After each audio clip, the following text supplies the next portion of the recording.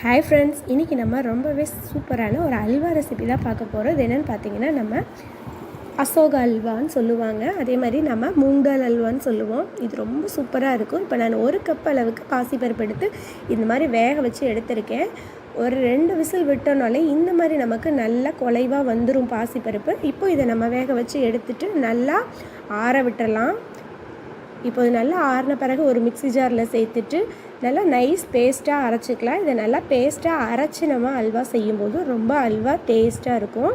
இப்போது இதை அரைச்சி நம்ம ஒரு இதில் மாற்றி ஒரு கப்பில் எடுத்து வச்சுக்கலாம். இப்போ பாருங்கள், இந்த அளவுக்கு நம்ம நல்லா நைஸ் பேஸ்ட்டாக அரைச்சி எடுத்து வச்சுருக்கோம். வாங்க இப்போ அல்வா எப்படி செய்கிறதுன்னு பார்த்துடலாம். நீங்கள் குக்கரில் வேக வைக்கலைனாலும் பாசிப்பருப்பை நல்லா கழுவிட்டு நீங்கள் ஒரு பேன்லேயே போட்டு கூட கொதிக்க வச்சு வேக வைக்கிறனாலும் ஒரு 1/4 மணி நேரத்துலேருந்து 20 நிமிஷத்தில் நல்லா வெந்துடும். அப்படியும் வேக வச்சு எடுத்துகிட்டு நல்லா மிக்ஸி ஜாரில் போட்டு இந்த மாதிரி நைஸ் பேஸ்ட்டை அரைச்சி எடுத்து வச்சுட்டு இப்போது நம்ம ஒரு குக்கரில் செஞ்சிடலாம்.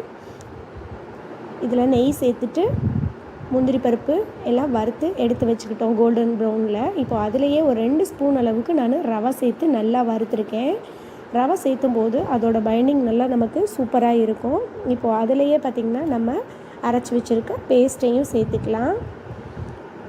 இப்போ இதெல்லாம் சேர்த்து நல்லா மிக்ஸ் பண்ணி கொடுத்துட்டே இருக்கலாம். நல்லா கலந்து கொடுத்துட்டு இப்போது நல்லா வெந்து வந்திருக்கும் நமக்கு அந்த பாசிப்பருப்பு. இந்த ஸ்டேஜில் பார்த்திங்கன்னா நம்ம 1 கப் அளவுக்கு பாசிப்பருப்பு எடுத்ததுக்கு 2 கப்பு அதே கப்பால் 2 கப் அளவுக்கு ஜீனி சேர்த்துக்கலாம்.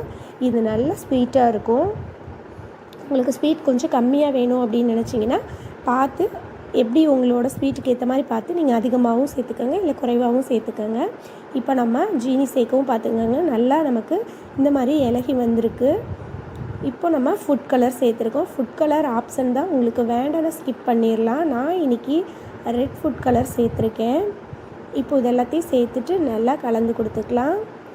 இப்போ இதில் 1 ஸ்பூன் அளவுக்கு நெய் சேர்த்துக்கலாம். அல்வானாலே நம்ம நெய் சேர்த்து செய்யும்போது தான் ரொம்ப டேஸ்ட்டாக இருக்கும்.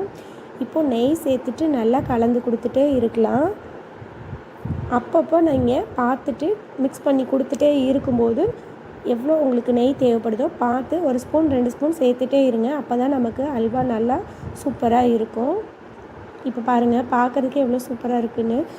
டேஸ்ட்டுமே ரொம்ப சூப்பராக இருக்குங்க. கண்டிப்பாக தீபாவளிக்கு இந்த மாதிரி கடையில் நம்ம அல்வாலாம் வாங்குறதுக்கு இந்த மாதிரி வீட்டிலே செஞ்சு வைக்கும்போது நமக்கு நிறையாவும் இருக்கும். எல்லாத்துக்கும் கொடுக்கறதுக்கும் நமக்கு வீட்டில் செஞ்சு கொடுக்கும்போது ரொம்ப நல்லாயிருக்கும். ஸோ கண்டிப்பாக இந்த மாதிரி நீங்களும் செஞ்சு பாருங்கள். இப்போது நான் அதிலேயே முந்திரி பருப்பு நம்ம வறுத்து எடுத்து வச்சுருக்கிறதையும் ஏலக்காவும் ஒரு ஏலக்காய் பொடி பண்ணி எடுத்து வச்சுருக்கேன், அது 1 ஸ்பூனும் சேர்த்துட்டு இதையும் நல்லா கலந்து கொடுத்துட்டேன். இப்போ நல்லா கலந்து கொடுத்துட்டே இருக்கும்போது நம்ம 1 ஸ்பூன் அளவுக்கு கடைசியாக நெய் சேர்த்துக்கலாம்.